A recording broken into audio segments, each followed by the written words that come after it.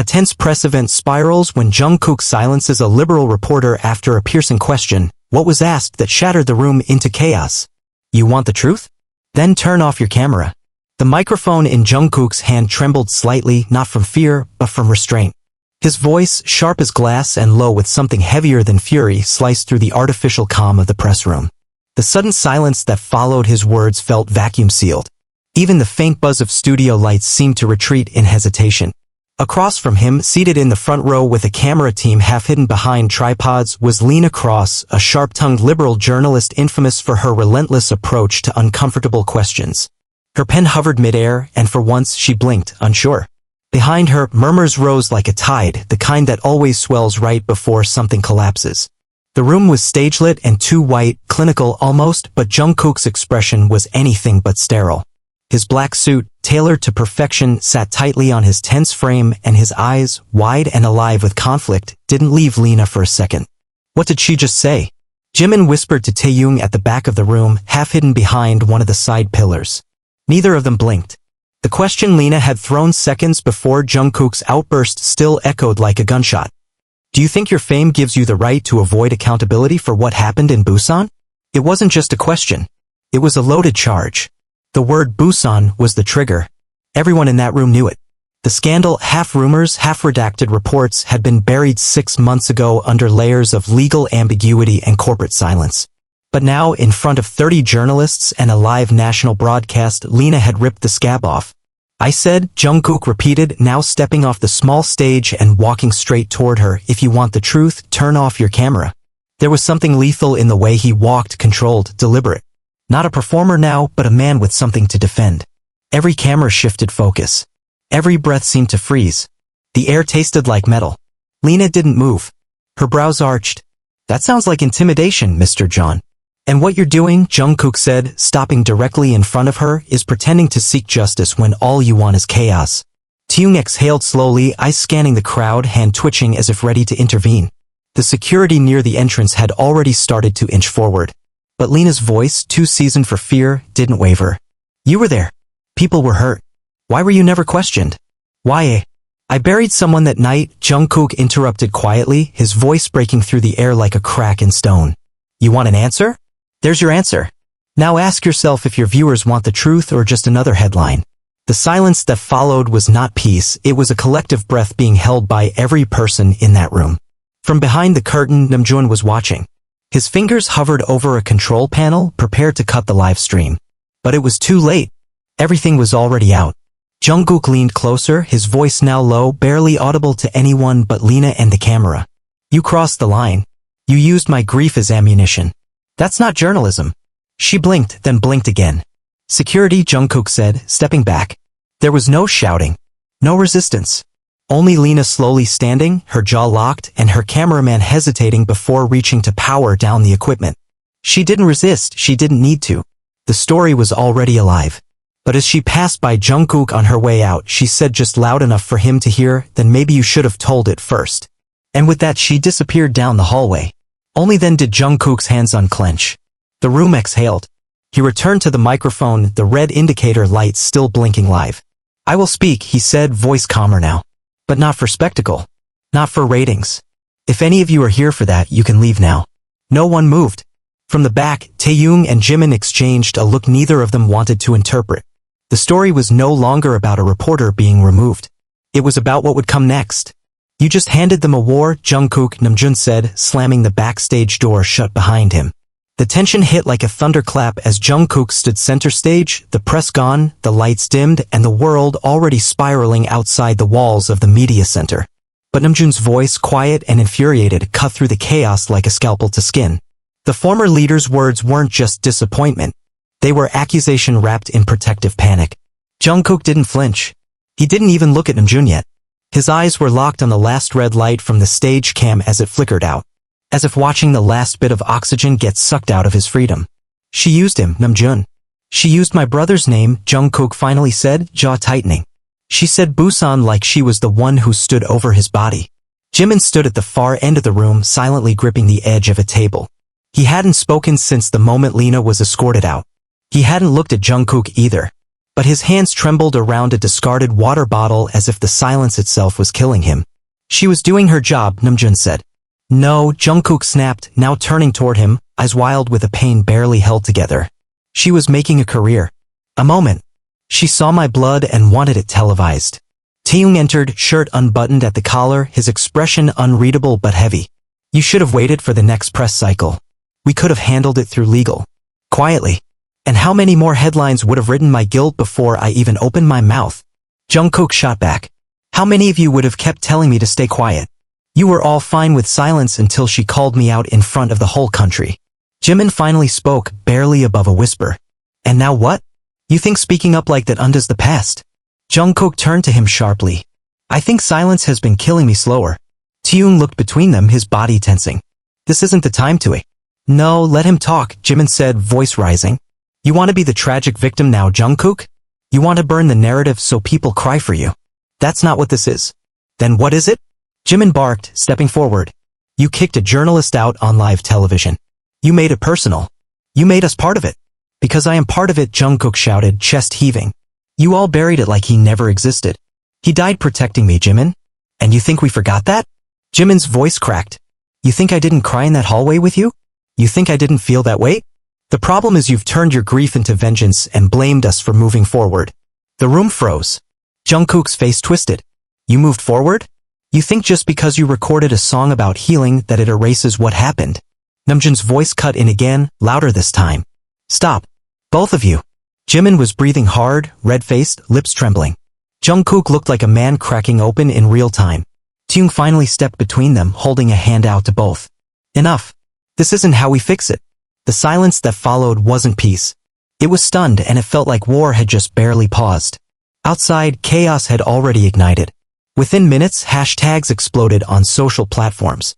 Hashtag Jungkook snaps, hashtag reporter removed, hashtag Busan scandal, and then worse, hashtag cover-up kook. Lena's press team released a blurry clip of the confrontation. Just Jungkook's voice, sharp and loaded, turn off your camera. It spread like gasoline lit with a match.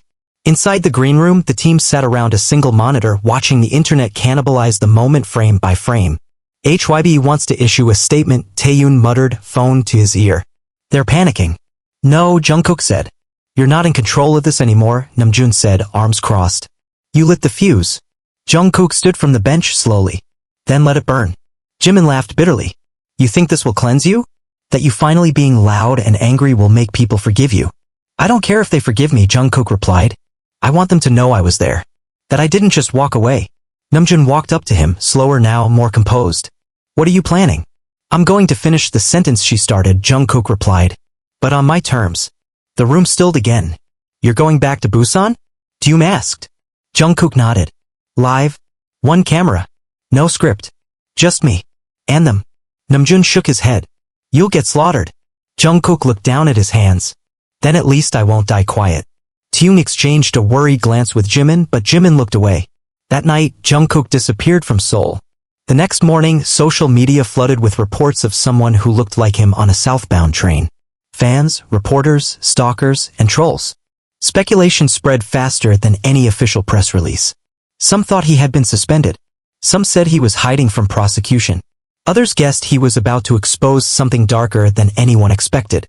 And behind all the theories, one truth sat buried under guilt and silence, the night in Busan. Jungkook had never spoken of it publicly. Not in full. Not even to them. But that would soon change. In the guest room of a modest house on the far edge of Busan, once owned by Jungkook's older brother, he sat on the wooden floor with a single camera tripod set in front of him. His phone buzzed every 30 seconds. Taeyong. Namjoon. Jimin. He ignored them all. He stared at the blinking red light of the camera. It wasn't rolling yet. His hand hovered over the button. Then finally, with breath shaking, he pressed record. My name is John Jungkook. And this is what really happened the night my brother died.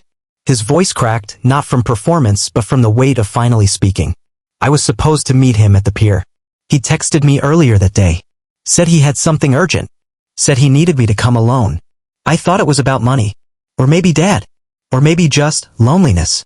I didn't ask. I just went. He exhaled slowly. When I got there, he wasn't alone. There were 3 men. Suits.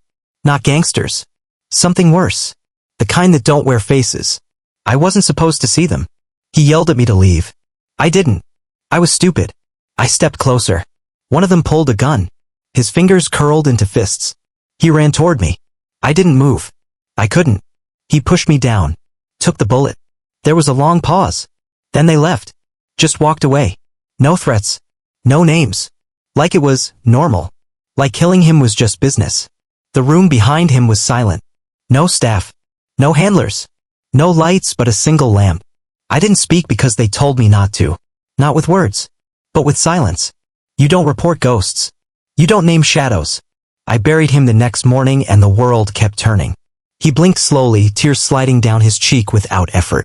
But now they've come back. Through questions. Through doubt. Through the voice of a woman who didn't care what it cost me as long as she got her story. He looked straight at the lens. Lena Cross, you were right. I avoided accountability. Not because I was guilty. But because I was afraid. And because no one wanted the truth. They wanted a clean ending. He leaned forward. Well, this is the ending. I'm not hiding anymore. He reached to shut off the camera but stopped. His hand lingered. I loved him more than anything in the world. And I failed him. But I won't fail his memory. Click. The screen went black. Back in Seoul, Jimin stared at his phone in the quiet of his bedroom. The notification had just appeared. Jungkook, live from Busan. He hesitated. Then pressed play. And with every second of that raw video, the tears welled, then fell. Not from anger. Not from guilt. But from the realization that they'd all left him alone with a grief too big for silence. The video hit 3.7 million views in 5 hours. At first, the response was reverent, teary messages, hashtags of support, and fan edits filled with Jungkook's tear-stained face over melancholic piano tracks. But then came the shift. People started asking questions. Why now? Why this way? Why name no one? The applause fractured. And that's when Lena Cross struck back. She uploaded a 4-minute voice note onto her podcast's channel. No music. No polish. Just her voice, controlled, steady, and poison-laced with implication. If this is what honesty looks like, she said in the opening line, why does it feel like performance? And with that, the war was no longer about the past, it was about who owned the truth. In the middle of the storm, Jungkook sat in the very room he'd filmed from, arms folded, watching the backlash unfold like a disease. The lamp beside him flickered slightly.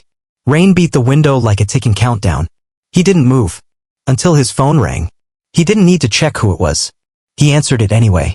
You think you're the only one who's bleeding? Jimin's voice exploded through the speaker before Jungkook could even say hello. Do you think you're the only one haunted by that night? Jungkook didn't respond. Jimin's voice broke. You could have told us. You should have told us. Instead, you made us look like cowards. You made me look like I stood by while you suffered. And for what? A dramatic solo confession on YouTube? I didn't name any of you, Jungkook said calmly. You didn't have to. Jimin yelled. Do you know what my inbox looks like right now? Do you know how many fans are asking me why I let you be alone that night? Why I didn't protect you? Jungkook's jaw clenched. You didn't. You couldn't. The silence that followed was worse than shouting. Then, quieter, Jimin asked, do you blame me? There it was. The question that had sat unspoken for over a year. Jungkook swallowed the knot in his throat. No, he said. But I don't forgive you either. Jimin didn't hang up. He didn't reply. The line just stayed open. 2 breaths, miles apart. Then click. The silence was replaced by another call. This time, Taeyong. Don't shut me out, Taeyong said before Jungkook could speak. Please. We've both been in the dark too long. Jungkook sat back. His eyes stung. Then why does it feel like I'm the only one walking through it? You're not, Taeyong said. You just stopped holding the flashlight. For a moment, Jungkook said nothing. Then he closed his eyes. I think I wanted people to hurt with me. Taeyong's voice softened. You got that now. So what are you going to do with it? There was a knock at the door. Not the front. The back. Quiet. Measured. Jungkook rose, slowly, phone still in hand. He didn't ask who it was. He just opened it. Namjoon stood there, soaked, eyes tired, holding a USB drive between 2 fingers. I'm sorry, he said. Jungkook stepped aside without a word. Inside, Namjoon placed the drive on the table. That's the original file. The Busan CCTV. I've had it for months. Jungkook blinked. You what? Namjoon sat down. His voice was a whisper. I paid for silence. I thought I was protecting you. Jungkook felt his entire chest tighten. Namjoon looked up, eyes glassy. Your brother's death wasn't random. It wasn't an accident. It was staged. And the people who did it, one of them is still in the industry. Silence. Jungkook's voice cracked. Say that again. Namjoon pushed the drive forward. Watch it. And you'll see why we couldn't speak.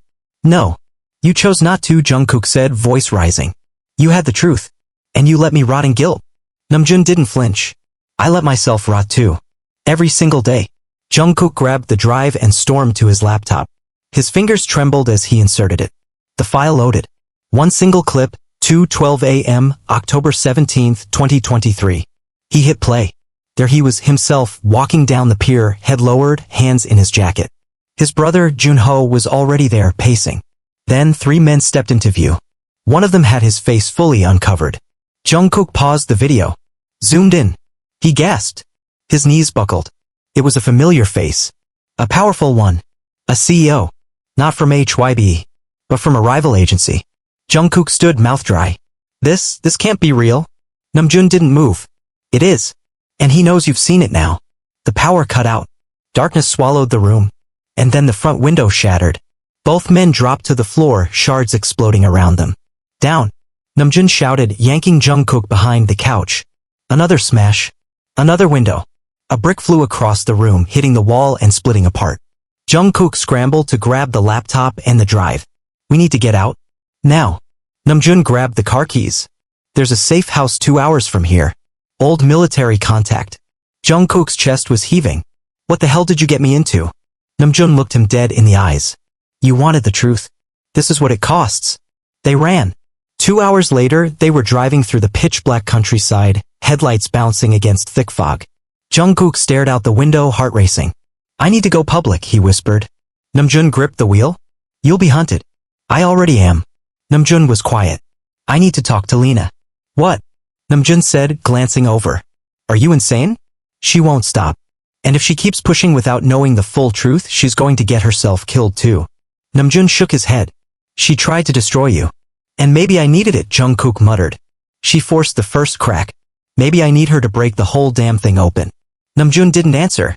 The silence in the car was the kind that said no one really knew what was right anymore. Meanwhile, in Seoul, Jimin stood in the middle of their old practice room, alone. He played Jungkook's video again on the wall screen. Watched the tremble in his fingers. The way his voice cracked. And then he opened the drawer under the speaker and pulled out a sealed envelope. Inside, an old letter. From Junho. If anything happens to me, don't blame Jungkook. He doesn't know. But if someone ever accuses him, don't stay silent. The truth will never protect you. But love might. Jimin's fingers curled around the paper. And for the first time in over a year, he cried. Not because of guilt, but because he finally understood the cost of silence. The next morning, Lena received a private message on her encrypted line. Come alone. 7 p.m. Studio 17. Jungkook. And beneath that, a second line. Bring your real questions this time. The door to Studio 17 creaked open like a secret being unearthed. It wasn't the polished gloss of a corporate interview room. It was raw, unfinished floors, wires hanging from the ceiling, a single table under one flickering spotlight. Dust floated in the air like ghosts with no names. Lena Cross stepped inside, eyes sharp, breath steady, but her heart raced like a hunted thing. Jungkook was already there. He was seated alone, arms folded, jaw tight, a single camera mounted between them like a silent witness. No script. No handlers. No filters. Lena closed the door behind her and didn't say a word. The silence between them was heavier than any press conference ever could be. Jungkook leaned forward, elbows on the table. No recordings outside of that camera. No one knows you're here, right? I work alone, Lena replied flatly. And I know how this ends if I don't. He nodded slowly. Then ask. Lena's fingers hovered over her notepad, but then she set it down. I don't want a headline this time, she said. I want your blood. Jungkook didn't even blink. Then you're in the right place. She adjusted the camera angle slightly, locked eyes with him again. Why did you call me here? Because you called me a liar, he said. And I need you to see the monster you think I am. She narrowed her gaze. So this is your redemption arc? No, he said quietly. It's my confession. The tape rolled. The camera blinked red. Jungkook stared into it. My name is John Jungkook. You know me as an idol. A public figure. But none of that matters today. Today, I'm here as a witness. Lena watched him closely. His shoulders trembled, just barely. There was a night in Busan that changed everything. I didn't just lose my brother. I lost the line between safety and survival. I watched him get shot in front of me. And then I watched 3 men walk away like it meant nothing. I never asked who they were. But I should have. He paused. Lena's lips parted. Why didn't you? Because the first rule they teach you in this business, he said, is never pull back the curtain if you want the applause to continue. He slid a flash drive across the table toward her. What is this? She asked. The curtain. Lena plugged it into her laptop. Her eyes scanned the file. 1 clip. Unedited. She pressed play. The screen showed a figure. Dim lighting. 3 silhouettes. A gunshot. Blood. Screaming. Then it paused on a frame that showed a man's face in full clarity. Lena's entire body tensed. Is that? Yes, Jungkook said. CEO Han Myung-sik. Silver Crown Entertainment. She stared at the still image like it was a bomb ticking in her lap. If this is real. It's real, Jungkook said. And he knows I have it. Namjoon got it months ago. Try to keep it buried. You're saying this man, one of the most powerful executives in Korean entertainment, is tied to your brother's murder? No, Jungkook said darkly. I'm saying he ordered it. Lena closed the laptop slowly, voice suddenly subdued. Why would he do that? Jungkook exhaled. My brother had something. Evidence. About industry-level abuse. About artists being trafficked, exploited, silenced. Lena looked physically ill. And you think it was linked to? To everything, Jungkook interrupted. The labels. The agencies. Even the networks. Junho used to be a mid-tier manager. He stumbled onto something, Lena. And the second he tried to warn me, he died. And you? She asked. Why did they leave you alive? Jungkook's voice broke. Because they needed me to stay useful. And silent. Until now. There was a long silence. Lena's voice finally returned. If I run this story, I'll be killed. Probably, Jungkook said. But if you don't, it'll happen to someone else. Maybe another trainee. Maybe another brother. She stood, walking slowly to the far corner of the room, rubbing her temples. So what's your plan? She asked, almost bitter. You release this and think the system will collapse overnight? No, Jungkook said. I want the world to watch them scramble. I want them to panic. That's not justice, she said. No, he whispered. It's vengeance. He stood and walked toward the light switch, flicking it off. The recording ended. Hours later, Lena sat in her apartment, the flash drive in her hand, her hands shaking. Her phone vibrated. Unknown number. She answered. You've been seen, said a deep voice. If that drive reaches air, you won't. The line went dead. She turned toward her closet and pulled out a suitcase. Then she called one number she never thought she'd use. Tium? She asked. I need safe passage. Now. Back in the safe house, Namjoon sat at the desk with Jimin beside him, both watching Jungkook's interview with Lena. They didn't speak until it ended. He's going to burn the world down, Jimin whispered. Namjoon nodded. And maybe we deserve it. Jimin looked at him, broken. I don't know if I want to stop him or help him. Namjoon leaned forward, face heavy. I spent my life making sure we stayed safe. That our legacy stayed clean. That the machine kept running. And now? Jimin asked. I think the machine deserves to die. Meanwhile, Taeyong met Lena at a private terminal outside Seoul. She wore a hat, sunglasses, and a bulletproof vest he'd given her. You still think this is journalism? He asked as they walked toward the hangar. No, she said. It's survival. The moment they boarded the jet, Lena uploaded the video to a private cloud server with 4 international locations. Each file encrypted. Each release timed. If I disappear, she said, this goes everywhere. Taeyong nodded. Then pray you live long enough to watch it happen. In another corner of Seoul, Han Myung-sik sat in a darkened conference room, hands clasped under his chin as 2 of his assistants played Jungkook's recording. He watched in silence. When the screen faded to black, he finally spoke. Prepare the response campaign. What angle, sir? He turned slowly. Smear them all. Drug rumors. Sex scandals. Financial fraud. Make the public drown in doubt. And Jungkook. The CEO's smile was thin and final. He made himself the face of truth. We'll make him the face of shame. As his assistants nodded and left, Han leaned back in his chair. You want a war, boy? He muttered. Then die a soldier.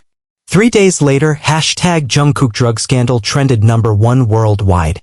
Anonymous accounts leaked fake photos. Fabricated records. Anonymous former staff gave fake testimony to tabloids. Even the most loyal fans started to hesitate. And Jungkook watched it all burn around him. But this time he didn't hide. He went live again. No tears. No trembling. I see what they're doing, he said. They want to make you doubt me. He held up the drive. But this isn't about me. This is about what they don't want you to see. Then he paused. Breathed. My name is Jungkook. And if I disappear tomorrow, I need you to promise something. He stared into the lens. Don't stop digging. The knock on the warehouse door was so soft it almost sounded like wind. But Jungkook heard it. Heard it over the low hum of the generator. Over the thunder of his pulse. Over the truth screaming behind his eyes. He didn't move at first.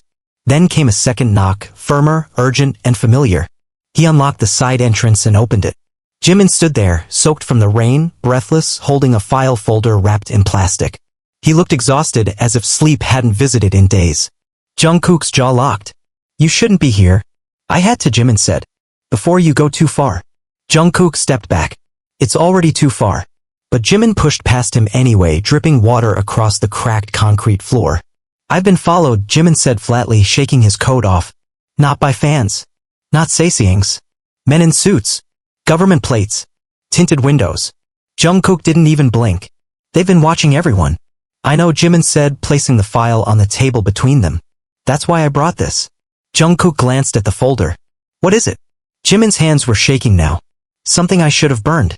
Something I almost burned. Jungkook opened it slowly. Inside were printed emails. Transaction logs. Internal memos from Silver Crown's private fund. And in the middle, one signed letter. Authorization for an internal payment. Directed to a media handler. The signature at the bottom wasn't Han Myung-shik's. It was Namjoon's. Jungkook's world tilted. No, he whispered. I thought it was a mistake, Jimin said. I thought maybe it was fake. But it's not. Jungkook sat down slowly. Why would he? He wasn't trying to hurt you, Jimin said, breath-catching. He thought he was buying you time. He paid the press to delay everything. To bury what was about to break. Jungkook's eyes filled with heat. He knew they were going to come for me and he helped them. He thought he was protecting you, Jimin said, voice cracking. Just like I did. Just like all of us did. We thought silence was safer. It wasn't, Jungkook snapped. You left me alone in the fire. Jimin sat opposite him. Then let me stay now. The two of them stared at each other for a long moment. Until the generator outside coughed and died. The lights went dark. Jungkook grabbed the emergency torch and swung it around the room. Footsteps. Not one pair. 3. Jungkook pushed Jimin to the floor and whispered, stay down. A shadow moved behind the far window. Then a brick shattered it, followed by a low hiss of gas. Smoke flooded the room. Tear gas. They covered their mouths. Jungkook grabbed the drive, the folder, and kicked the back door open. Outside, headlights blinded them. Run. Jimin yelled and the two bolted into the alley. Gunfire cracked behind them. Jungkook didn't look back. He pulled Jimin behind a dumpster, heart pounding so loud it hurt. Someone followed. Boots thudding. Calculated. Clean. Not panicked. Jungkook reached into his bag and pulled out a flare gun. He fired straight into the air. The red flame burst upward like a scream. Then silence again. And then out of the black came a roar. A black SUV with tinted windows screeched around the corner and stopped. The door swung open. Taeyong, get in. They didn't ask questions. They dove inside, slamming the doors. Taeyong floored it. Behind them, the alley burst with light. Men poured out of the shadows. One fired a shot. It grazed the rear window. Taeyong didn't slow. They're escalating, he muttered. I told you this would happen. Jungkook held his side. They tried to kill us. No, Taeyong said, looking in the mirror. They tried to scare you. They want you loud and sloppy. They want you unhinged before they discredit you completely. I have proof, Jungkook said. So do they, Taeyong said, tossing a folder onto Jungkook's lap. Fabricated. Forged. But convincing. And when they leak it, they'll make you look like a paranoid narcissist with a guilt complex and a messiah complex all rolled into one. Jimin looked over, pale. And the people will believe it. Unless we move first, Jungkook said. No, Taeyong said. Not just move. We need to burn them before they burn us. Later that night, they regrouped at a compound deep in the woods, disconnected from everything. No signals. No lines. Just candlelight and fear. Namjoon was already waiting. Jungkook stepped into the small room and threw the file onto the floor. Namjoon didn't pick it up. He didn't even flinch. You signed it, Jungkook said. You took their money. I redirected it, Namjoon said quietly. To protect you. You let them shape the story, Jungkook growled. You handed them the narrative. Namjoon finally stood. I was trying to buy us time. Time to gather what we needed. Time to prepare for this. Do you think I wanted this? You should have told me, Jungkook said. I knew what it would do to you. You mean you were afraid of what I'd do with it? Namjoon looked at him squarely. You're damn right I was. Silence. I don't trust you anymore, Jungkook whispered. Then don't, Namjoon said. Just survive. The next morning, a national broadcaster leaked photos of Jungkook entering a building alleged to be a narcotics safe house. It was the safe house Taehyung had driven him to. In the footage, Jungkook's face looked gaunt, eyes wide, shirt stained. Jimin was blurred behind him. The headline read, BTS's Jungkook linked to illicit medical ring, psychological breakdown feared. Social media imploded. Taehyung threw his phone across the room. They're going nuclear, he said. Next, they'll say you assaulted a staff member. Or worse. Jimin looked ill. The more honest we are, the more dangerous this gets. Namjoon spoke from the corner. Then let's stop being honest. Everyone turned. What are you saying?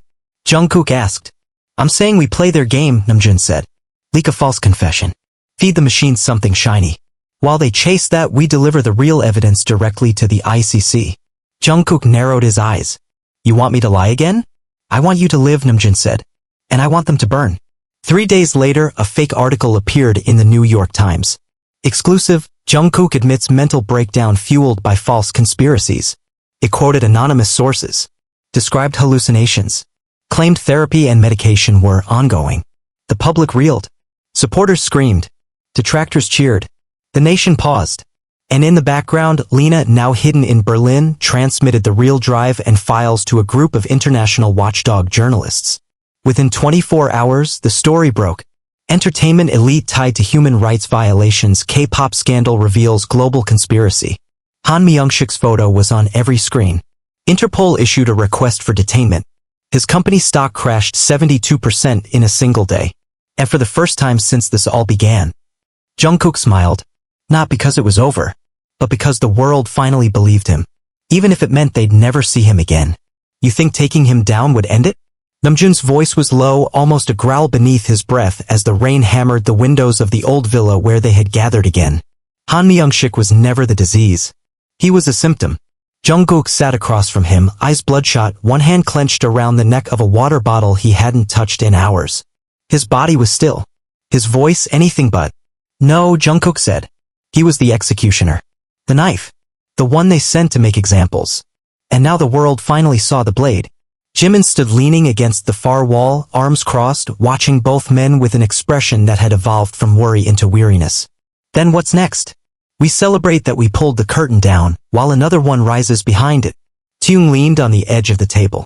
We didn't expect the whole tower to collapse in one punch. No, Jungkook said, eyes flickering with something colder. But it shook. He turned toward the large TV set in the room, now playing the latest broadcast.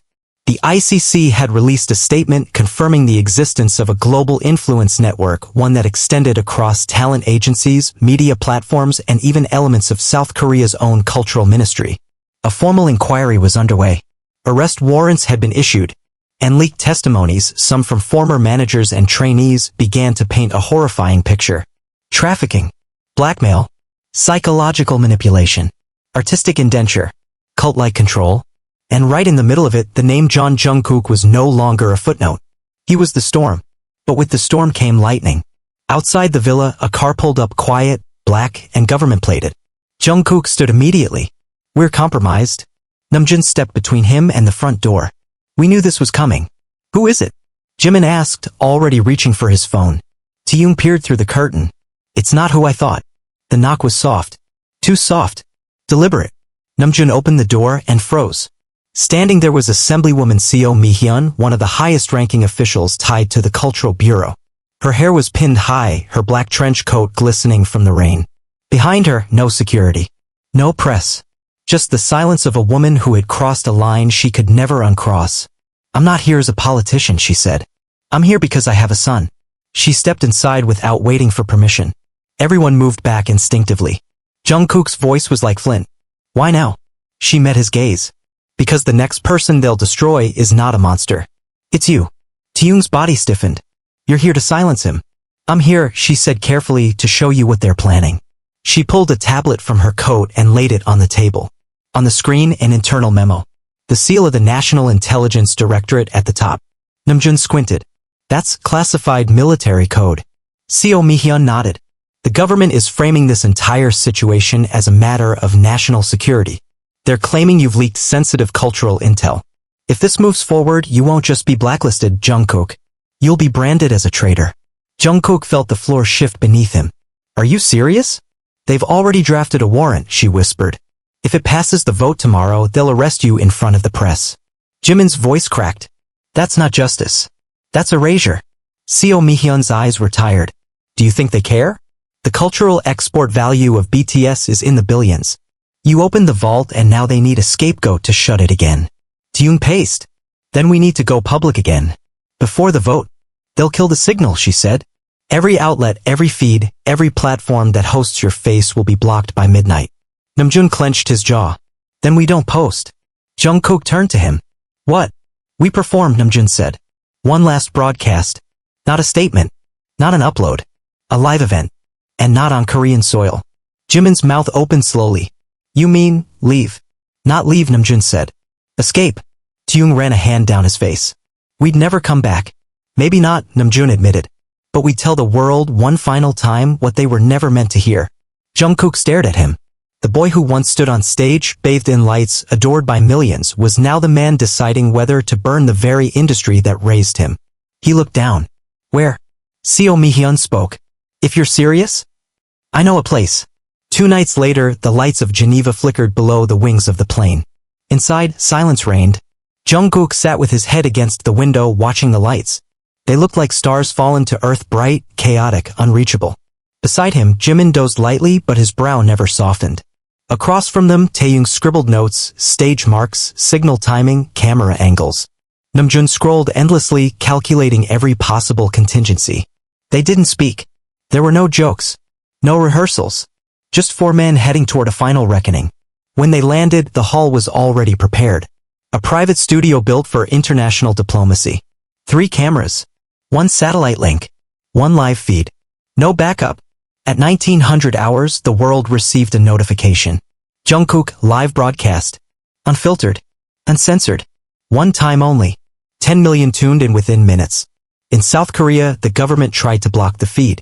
But mirrors popped up around the world. They couldn't kill it. The screen lit. Jungkook stood center stage, no makeup, no styling, no teleprompter. Just him. Breathing. My name is John Jungkook, he began, and I am not a traitor. I am a survivor. He took 1 step forward. I was raised in a world that looked perfect. Glittering. Global. We were called ambassadors of culture. But behind the curtain, there were bruises. There were secrets. There were screams. He looked into the lens. And when my brother tried to expose those secrets, they killed him. The room behind the screen exploded with flashbacks, video overlays, court memos, voice notes, raw footage. One after the other. Like warheads. They told me to stay quiet, Jungkook said. They told me I was too loved to fall. But love without truth is a cage. He paused. And then he spoke the names. Of those who had orchestrated the silence.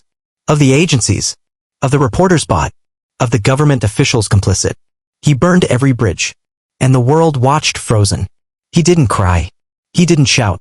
He just spoke. When it ended, the screen went black. For 10 seconds, no one moved. Then the internet collapsed into noise. Screams. Cheers. Threats. Tears. It was done. He had told the truth. At any cost. Backstage, Jungkook sank to the floor, hands shaking. Jimin crouched beside him. It's over. Jungkook looked at him, voice raw. No. It started. And they both knew it. The price would come tomorrow. The morning after the broadcast, silence wasn't just unsettling, it was unnatural. There were no alerts. No breaking news. No trending hashtags. The internet, which just 12 hours earlier had been consumed by Jungkook's raw and unprecedented speech, had gone eerily quiet. Taeyong was the first to notice. He paced in the control room, scrolling through feeds from Paris to Seoul. All posts tagged with Jungkook's name were vanishing, erased in real time. Accounts were being suspended without warning. Servers were crashing. Digital autopsies were underway. They're scrubbing the net, he muttered, teeth clenched. This is coordinated. Jimin rushed in with his tablet, still wearing the black hoodie he hadn't taken off since the plane touched down. All the mirror links, they're gone. Even the underground forums are silent. VPN users are reporting 403 errors across 5 continents. Namjoon entered seconds later, phone pressed to his ear, his jaw rigid. They've declared the video a cultural threat to national identity. And Interpol just received a request from Seoul to label Jungkook a high-risk political actor. Jungkook, standing by the rain-frosted window in the adjacent room, turned slowly to face them. "They're trying to erase me," he said quietly. "No," Taeyong said, voice sharp. "They're trying to rewrite you." Jungkook walked into the room with slow, steady steps. The broadcast had taken something from him, more than sleep, more than adrenaline. He hadn't cried. He hadn't broken. But now, under the weight of the aftermath, there was a different fragility in him. Not weakness. Precision. "They'll come for us next," Jimin said, looking around. "One by one. They'll try to discredit us. Paint us as conspirators. Criminals. Lunatics." Namjoon ended his call and looked up. They already started. He tossed a thin dossier onto the table. Each page bore one of their names, photos, movement logs, red-circled bank transfers, and fabricated reports. "They're preparing indictments." Taeyong pulled one sheet close. "They're claiming I leaked military codes to foreign press?" "They'll say anything," Namjoon muttered. "And no one will question it. Because fear is easier to digest than truth." Jungkook sat down slowly at the head of the table. "Then we fight fire with fire." The others looked at him. He leaned forward. "We take it to court." "You want to sue the South Korean government?" Jimin asked, voice low. "No," Jungkook said. "I want to expose them in international court. The ICC. We file a petition for protective status. As whistleblowers." Namjoon exhaled sharply. "That's a long shot. And dangerous." "We already crossed dangerous," Jungkook said. "We're in uncharted." The room fell into silence again. Then suddenly the door burst open. A security team member, foreign, tall, wired with a mic, ran in. "We have a breach." The room exploded into motion. Jungkook stood instantly. "Where?" "Internal system. One of your feeds was cloned and used to access private servers in Seoul."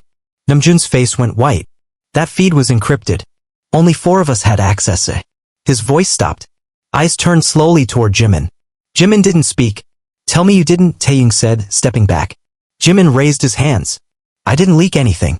I swear." Namjoon moved forward slowly. "Then explain how your signature authorization was used to decode the mirror stream sent to Lena." Everyone froze. "Wait," Jungkook said. "Lena? Is she safe?" "She's missing," the guard said. "Hasn't responded in 6 hours." Jimin looked panicked now. "I didn't give access to anyone. I swear on everything I never touched your side of the cloud." Namjoon's voice grew cold. "Then someone used your credentials." Jungkook stepped forward. "Who else had your device, Jimin?" Silence. Jimin's mouth opened. Then closed.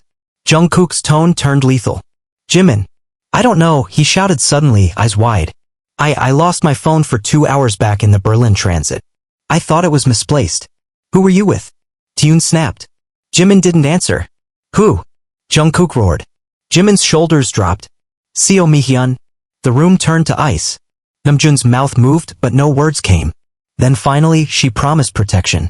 But she always had other loyalties." Jungkook sank into the nearest chair. "We're screwed," Taeyong whispered. "No," Jungkook said slowly.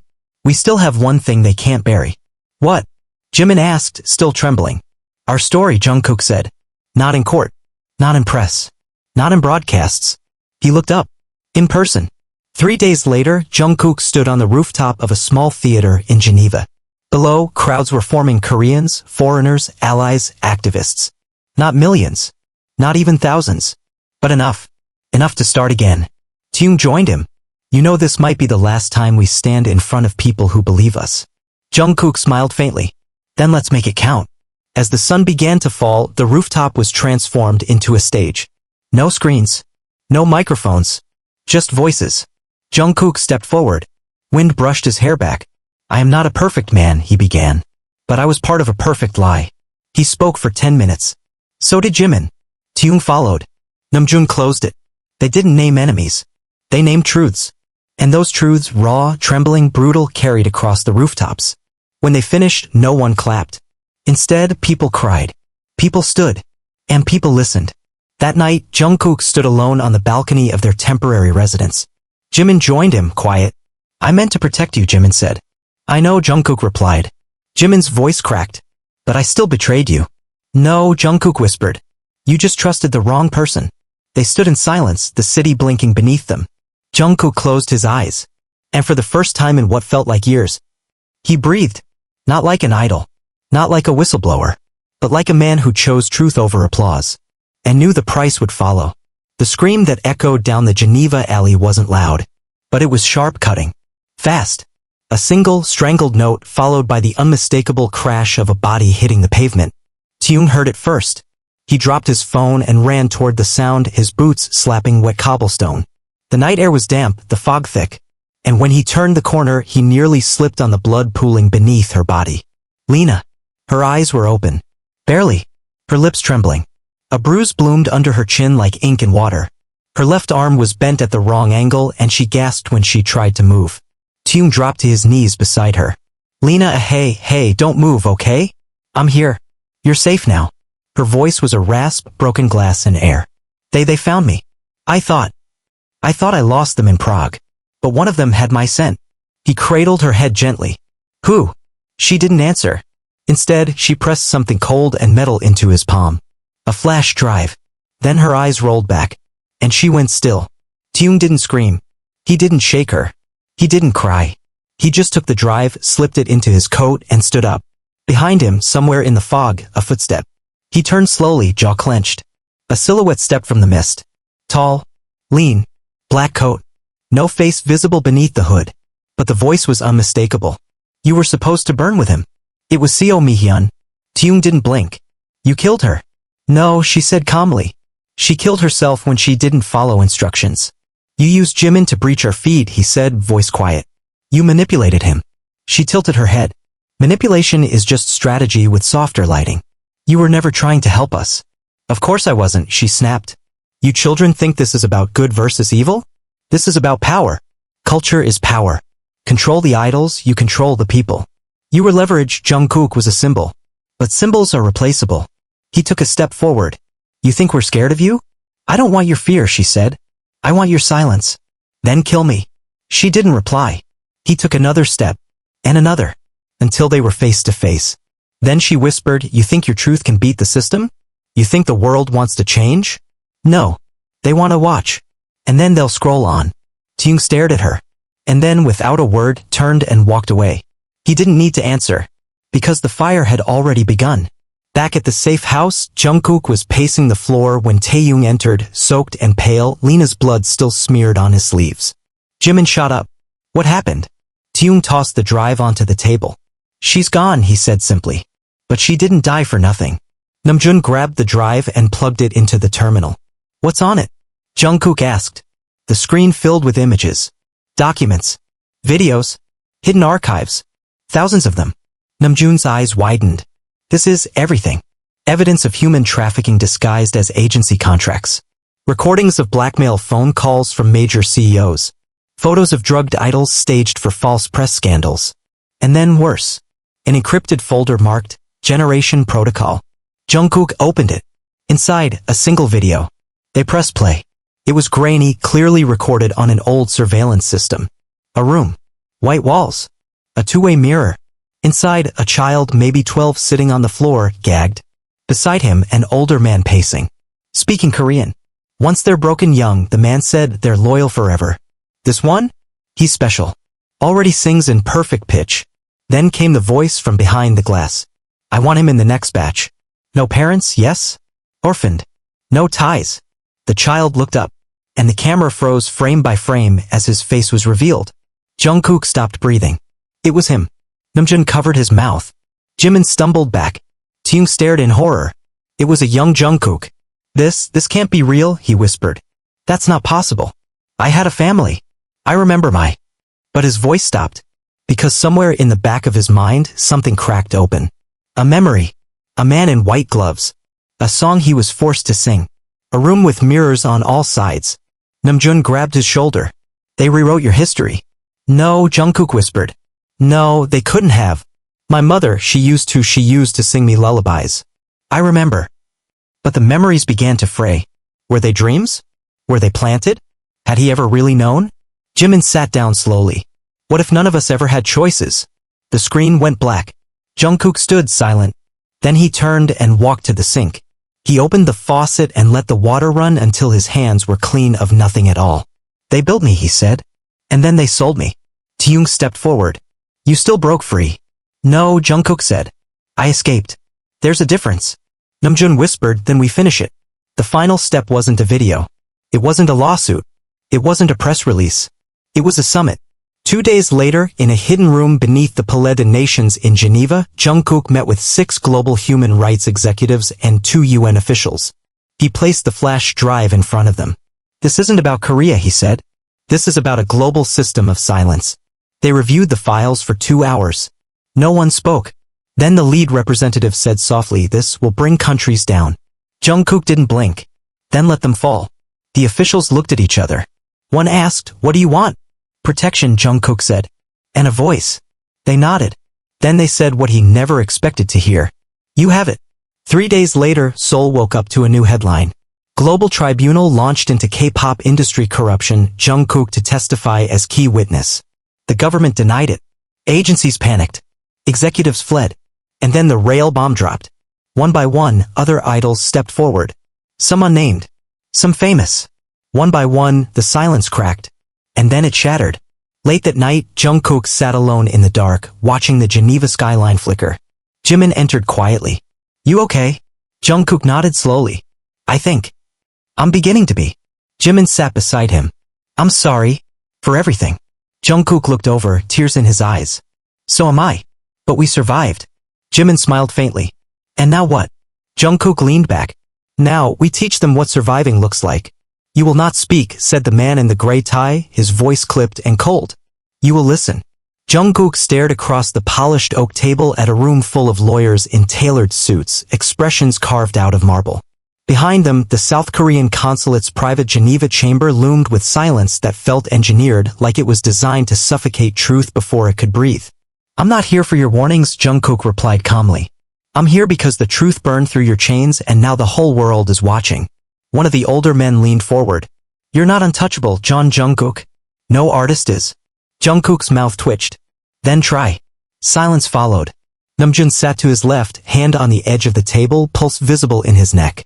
On Jungkook's right, Jimin leaned forward with the stillness of a blade moments before it sinks. You have no jurisdiction, Taeyong added from the far corner. This is neutral ground. The man in the gray tie smiled for the first time. That's what you think. He pressed a button under the table. The lights in the room dimmed. A screen descended behind them, displaying a logo none of them recognized. A symbol, circular, with no name. Then came the audio. A recording. Jungkook's voice. Not from any broadcast. Not from any interview. This was private. Him. Crying. Screaming.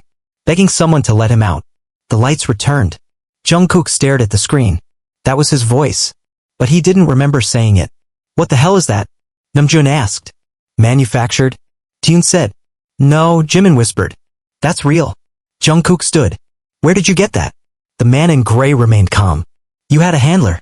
You were monitored. You were property. You can't use that, Namjoon said, rising. That was taken without consent. There is no consent in national security, the man replied. And you are a national asset. Jungkook slammed his fist into the table. I am not your weapon. Perhaps not now, the man said. But you were. And we have the footage to prove it. Jimin stood, voice shaking. You tortured him. And you're next, the man said, smiling. The guards entered then. Not police. Not military. Private security. For men. No badges. No names. Namjoon whispered to Jungkook, they're going to abduct you. Taeyong moved to block the exit. But the men didn't move toward him. They moved toward Jimin. And everything shattered. Jungkook lunged first, grabbing a chair and swinging. Taeyong tackled the nearest guard. Namjoon smashed the light panel. The room went dark. Screaming. Shouting. Blows landing. Jungkook's vision blurred. He saw Jimin on the ground being dragged. He saw blood. Then something else. A fire alarm blared. The sprinklers activated. Water burst from the ceiling like a storm crashing through a secret. In the chaos, Jungkook found Jimin. His face was bleeding. His shirt torn. But he was conscious. They ran. They didn't stop. Not until they were blocks away, panting in an alley behind the UN press headquarters. Namjoon leaned against the wall, coughing. They knew we'd be there. They planted the meeting, Jungkook spat. It was a trap. Jimin wiped blood from his cheek. And we walked right into it. Taeyong pulled a burner phone from his pocket. I've got one line left. One person who can help us. Who? Namjoon asked. Youngie, Taeyong said. He's been off the radar. But I trust him. Jungkook hesitated. You think he'll come back for this? If he knows what happened in that room, Taeyong said, dialing, he won't stay away. The call connected. Static. Then silence. Then his voice. Deep. Measured. Familiar. Where are you? 24 hours later, a black SUV pulled up to an abandoned embassy outside of Lausanne. Jungkook stepped out first. And there he was. Min Jung-hee. Dressed in black, hood pulled low, eyes colder than any of them remembered. He didn't say hello. He just held up a flash drive. I intercepted the full feed from the consulate. Jungkook froze. The torture video? Jung-hee nodded. And the other ones? The ones you haven't seen yet. Taeyong stepped forward. How? I never left, Jung-hee said. I just watched from places they forgot to search. Jimin smiled faintly. Still the ghost? Jung-hee handed the drive to Jungkook. You need to see it. The footage played on a small screen inside the embassy's war room. Namjoon pressed play. The first video showed a lab. Bright. Sterile. Children being administered injections. Jungkook was one of them. So was another boy. They were made to sing after each shot. If they failed, they were shocked. The footage cut to black. Then another clip. Jungkook in a sound booth. Age 15. Crying. A man behind the glass screamed at him. Higher. Hit the F********* ing note or your brother gets it. Namjoon stood abruptly and left the room. Jimin covered his mouth. Taeyong closed his eyes. Jungkook didn't move. His hands were shaking violently, but his face was still. Jung-hee muted the feed. That's what they erased from your memory. Jungkook finally whispered, that wasn't a contract. That was a cage. And now it's evidence, Jung-hee said. Namjoon returned, white as paper. We can't keep hiding. We deliver this. Not to media. Not to courts. But to the people. Jimin looked over. How? Hack the national feed, Taeyong said. Hijack the stream during their Independence Day celebration. Every channel. Every screen. Every stadium. Jungkook looked at Jung-hee. Can you do it? Jung-hee nodded. With help. Who? Jung-hee smiled for the first time. I've been building a team. The days that followed blurred into one. Sleepless nights. Code. Transmissions. Smuggled drives. Secret meetings. And then, it was time. August 15th, National Liberation Day. All across Seoul, massive LED screens lit up with patriotic fireworks. Until, they froze. Then flickered. Then changed. To Jungkook's face. Live. Broadcast to 60 million screens. He stood in darkness. Then said, they thought this day was about freedom. Let me show you what they did to mine. The videos played. The screams. The labs. The boy who became a product. The system that crushed children into idols. Then, Jungkook's voice again. I am not a scandal. I am not your sin. I am the mirror you broke because it reflected too much truth. And then, one final clip. Han Myung-sik. Confessing. In a hidden recording Jung-hee found in a buried server. I built them. I broke them. They were mine. Silence. And then the feed ended. Across South Korea. Riots broke out. Protests. People tore down billboards. Destroyed agency buildings. Police lines fell. And in the chaos, Jungkook and his team disappeared. No one knew where they went. Only that the world had changed. And the silence was gone. The world didn't fall apart immediately after the leak. No. It bent quietly, violently, and then it began to splinter in places too precise to be random. The night after the Liberation Day broadcast, Seoul burned, not in metaphor, but in fire. Protesters stormed two of the top 3 entertainment agency buildings, smashing lobby windows with microphones stolen from studio lots. Vinyl banners of pristine idols were torn down like fallen dictators. One billboard of Jungkook's 2022 campaign ad in Myeongdong was graffitied with the words, "You were the voice we couldn't find." But the man who triggered the storm was nowhere to be seen. Jungkook had vanished. Namjoon, Taeyong, and Jimin too. Even Jung-hee, despite being the architect of the final digital detonation, had seemingly disappeared, leaving only firewalls and rumors in his wake. The world asked where they went. The answer was far more complex than any reporter could handle. They hadn't gone into hiding. They had gone into purpose. It began in Istanbul. A discreet sighting. Jungkook at a medical center handing a sealed envelope to a young man who had testified anonymously in the early tribunal. The photo was blurry, but the tattoo on his hand visible, unmistakable. Then came footage from Brazil. Jimin outside a burned-down building in Rio once linked to underground audition trafficking rings. He wasn't hiding. He was digging through ash. Then Taeyong seen in Tunisia. Namjoon in Ethiopia. Whispers followed, they're not fugitives. They're building something. But no one knew what. Until they returned. And this time, they didn't come back as idols.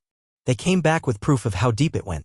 1 month after the Seoul collapse, in a private session of the newly formed International Artists Protection Assembly, an entity born from the ruins of K-pop's greatest cover-up, Jungkook appeared again. He entered without security, without spectacle. But with a face different than the one fans remembered. There was no boyish glow. No styled hair. Just a man who had finally outlived his programming. I was trained to be a product, he told the small tribunal in Geneva, but what I became was a weapon. And now I choose how that weapon is used. A new drive was entered into evidence. Not of South Korea, but of Europe, North America, South America. Clips of children, singers, dancers, actors packaged, sold, branded. He laid bare an unbroken chain of exploitation stretching across continents. I was never the only one, he said. I was just the first to scream loud enough.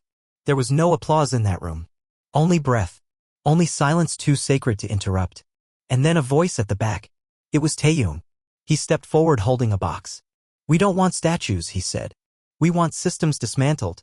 He placed the box on the floor and opened it. Inside, hundreds of shredded contract fragments confiscated from ghost agencies across Asia. He poured them out onto the floor. This is what you signed us into, he said. And this is what we unsigned. Then Jimin stepped beside him. I thought I was just a dancer, he said. But I was being choreographed before I ever moved.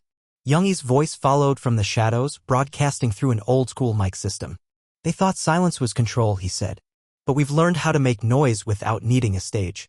Namjoon was last. Calm. Measured. But with tears in his eyes. We tried to protect the industry, he said. Until we realized the industry was never designed to protect us. He placed a single photo on the evidence table. Jungkook's brother. Junho. The room fell still. This started with a death, Namjoon said. But it ends with resurrection.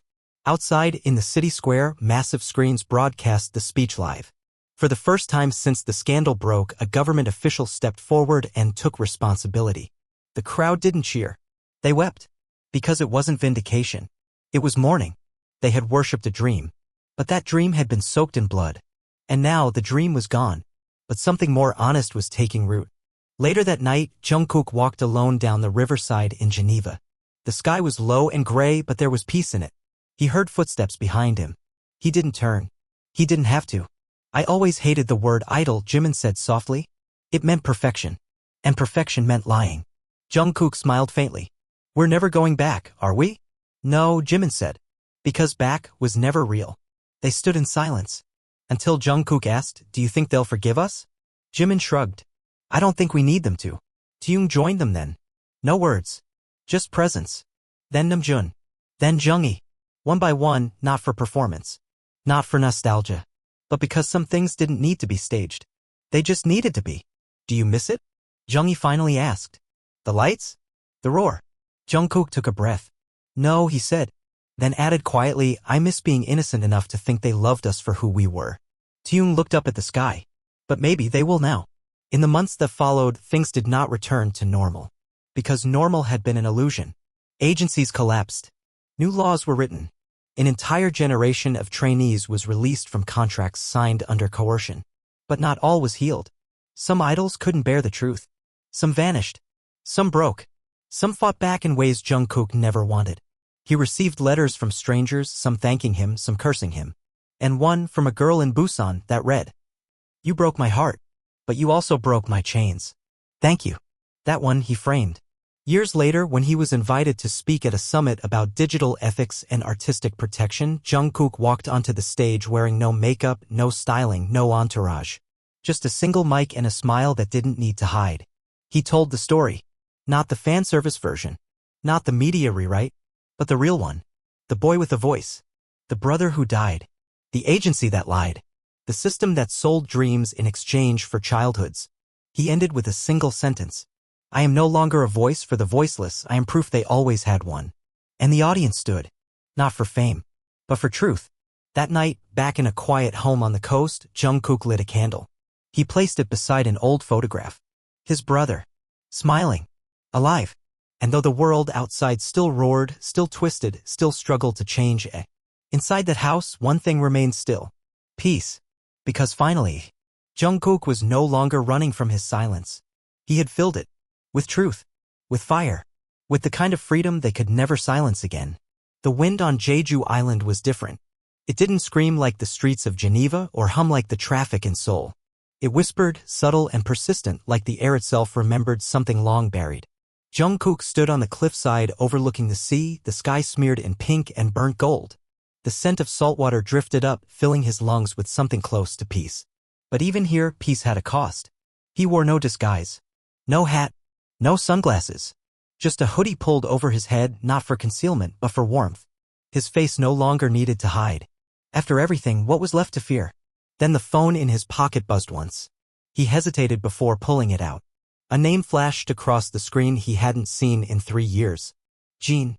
The real name was still saved, not the coded contact title they'd agreed on during the darkest days. Just Jean. No honorific. No nickname. He answered without a word. You need to come back. Jin's voice was calm, but something behind it pulsed like thunder beneath still earth. Now. Jungkook closed his eyes. How bad? There was silence on the line for a moment too long. Then, worse than anything we've seen. 3 hours later, Jungkook walked into the bunker beneath the old HYBE archive building, one of the few structures the government hadn't bulldozed after the scandal. Jean, now wearing the weight of someone who had seen too much and said too little, stood at the war table. Who? Jungkook asked immediately. Jean turned the screen. Taeyoung's face. Bloodied. Shackled. Eyes half closed in a leaked interrogation still frame. Where's he? Back-channel sources say he was taken during his visit to Japan last week. Off-grid. Government operatives disavowed. No trace on immigration logs. Jungkook's breath hitched. Why? Jean dropped the next image onto the screen. A piece of paper. Taeyoung's handwriting. An old confession letter. Confessing to treason. He didn't write this, Jungkook said instantly. I know, Jean said. But it's signed. And worse, they're preparing to leak it as if it's his final letter. Final, Jungkook repeated quietly. They want to martyr him, Jean said. Make it look like he broke. Disappeared. Suicide. A tragic ending. Clean. Neat. Controlled. Jungkook clenched his jaw. We're not letting them write our ending again.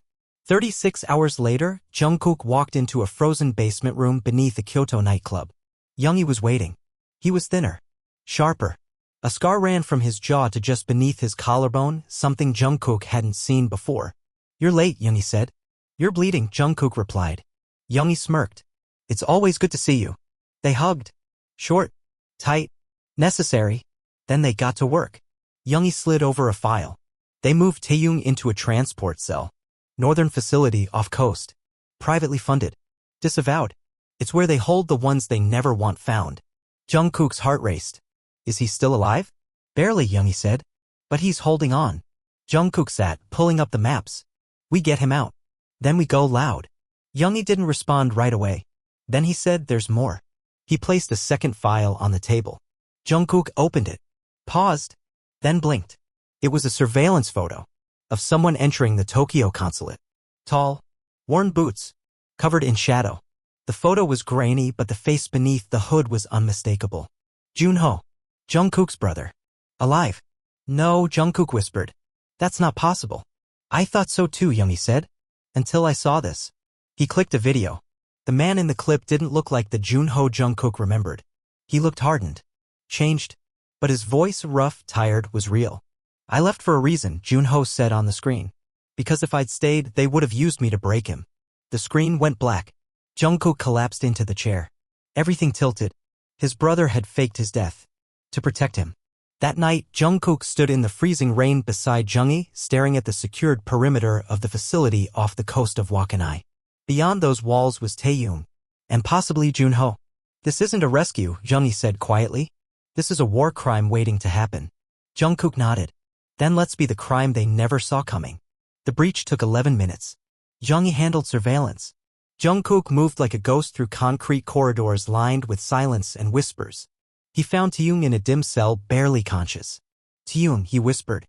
Taeyoung's eyes fluttered open. You came, he croaked. Of course I did, Jungkook whispered, kneeling. I'll always come. They barely made it out. Alarms blared. Bullets flew. Youngie was grazed.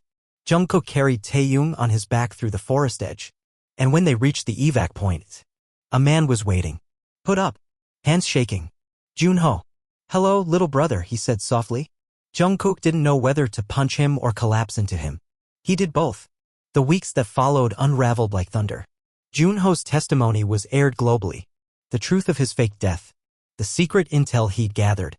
The betrayal from inside the original legal team, one of whom had helped orchestrate the entire trainee pipeline from the shadows. And finally, the evidence that the tribunal itself had been infiltrated. That the system never fell. It just shifted, adapted, evolved, and was now targeting the new leaders of truth. Jungkook, Taehyung, Jimin, Namjoon, Youngie, Jin, and now Junho. One final meeting. A war room under an abandoned airport in Thailand. The map lit up with faces. All of us, Namjoon said. They'll come for all of us again. Let them, Jungkook said. Taehyung, voice still rasped from captivity, added, but this time we won't scream from the shadows. Junho nodded. This time we built something permanent. What? Jimin asked. Jungkook stepped forward. A new label, he said. But not for music. For freedom. For artists. Whistleblowers. Survivors. Youngie grinned. An army of truth. Jin crossed his arms. You'll need protection. Real infrastructure. Funding. Jungkook pulled a USB from around his neck. I've already secured backing from 12 countries. Quiet ones. The kind that no art can start revolutions. Everyone went still. A silence passed between them. And then agreement. Without a handshake. Without a contract. Just understanding. This wasn't the end of their story. It was the beginning of everyone else's. 1 year later, in a small club in Oslo, an unknown singer stood on stage. She wore no makeup. No lights flared. She just sang. And when she finished, the crowd wept. Because for the first time, an artist stood in front of them. Unowned. Unbought. Unbroken. Jungkook watched from the shadows. And smiled. They had tried to silence him. Erase him. Exploit him. Control him. But they forgot, he was never a product. He was a revolution in disguise. And now? He wasn't alone anymore. The real end. The letter arrived without a stamp. Folded in 4, slipped under the door of a safe house no one outside the inner circle should have known. Jungkook found it at sunrise, the paper damp with dew, a thin red thread tied around it like a ritual. No return address. No markings. Just a sentence written in perfect, elegant Hangul. We didn't fall. We waited. Come alone. Below it, GPS coordinates in the mountains near the Korean DMZ. He didn't tell the others. Not Youngie. Not Namjoon. Not even Taehyung, who still had trouble standing without wincing. He just dressed in black, packed the drive Lena bled to protect, the one that started everything, and left. The train to Kangwon was nearly empty. Jungkook sat in the back corner, hood up, watching pine trees blur past the windows like broken memory fragments. He remembered trains like this back when he was a kid, before he even knew he was a brand. When practice meant dancing in parking lots with borrowed Bluetooth speakers. When agency just meant someone believed in you. Now he knew better. The only thing anyone in power ever believed in was silence. At the station, a man in a brown coat was waiting. No words exchanged. Just a nod. Jungkook followed him to a jeep with no plates, tires half frozen with salt and road dust. They drove for 3 hours without music into the kind of snow that erased direction until the road disappeared and the trees took over. They stopped in front of a tunnel carved into a cliffside, camouflaged behind dried moss and a rusted sign that once said restricted military access. The man said nothing. Jungkook entered alone. Inside, the tunnel opened into a wide concrete vault. And they were waiting. 10 of them. Men and women in suits too expensive for the setting. Calm. Power dripped from them like a second skin. At the head of the table, Seo Mi-hyun. Alive. Untouched. Wearing white. She stood as he approached. I always said you'd come, she said. Jungkook stopped 5 feet away. You faked your assassination attempt, he said. She smiled. Narratives are power. He glanced around the room. So this is it? You show me the real board? After all these years? This is not the board, she said. This is the reset. One of the men slid forward a contract, plain, no logo, no header. You sign this, you become untouchable, the man said. We give you back control. Full legal immunity. Global support. Jungkook stared at the paper. And in return? Seo Mi-hyun's voice was velvet. You walk away from the whistleblower network. You say nothing more. You become what the world needs again, an idol. Pure. Palatable. Safe.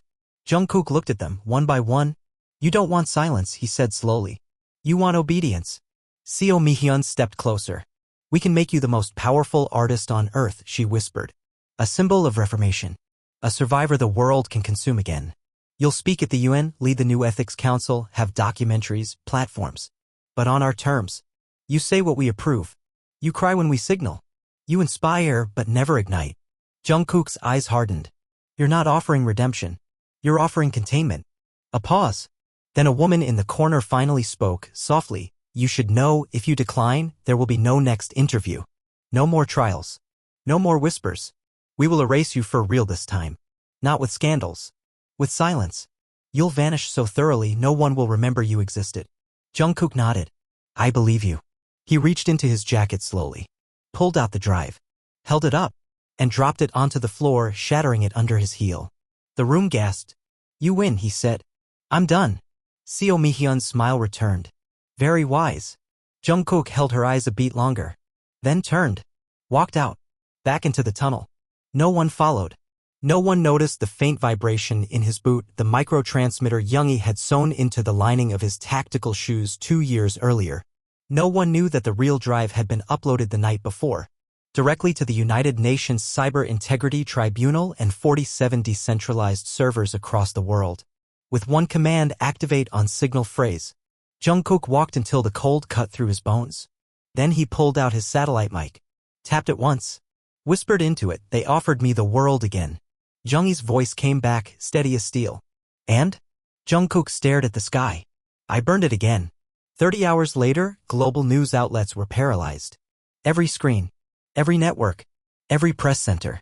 They lit up simultaneously. Footage. Documents. Confessions. The uncut version. Every cover-up. Every blackmail record. Every transaction. Including the live security footage of Seo Mi-hyun's final meeting with Jungkook. The sound was clear. You say what we approve. You cry when we signal. And then Jungkook's voice, quiet, defiant. You can't kill what you didn't build. The world didn't cry this time. It rose. Protests ignited across 36 countries. Agencies imploded. Executives fled. Even world leaders were forced to respond. An entirely new organization was formed. The International Artists Sovereignty Commission. And its first chair? Jungkook. But he declined. He released a single statement. My story isn't special. It's just the first one they couldn't bury. Now let the others speak. 3 years passed. Jungkook moved to a quiet island near Iceland. He built a small studio with his own hands. Painted. Composed. Recorded songs he never released. He kept in touch with Jimin, who had started a center for ex-trainees in Jakarta. Taeyong had gone deep into film, producing raw documentaries about exploited child performers in Latin America. Namjoon wrote essays, poetry, and testified twice at The Hague. Youngie vanished again, probably by choice. And Jean? Jean visited once a year. Always on the same day. March 7th. The day Jungkook's brother should have died. Instead, Junho lived in anonymity, working behind firewalls, helping artists escape unsafe contracts before they could be swallowed. One day, Jungkook stood on the beach, wind slapping his face, a guitar slung over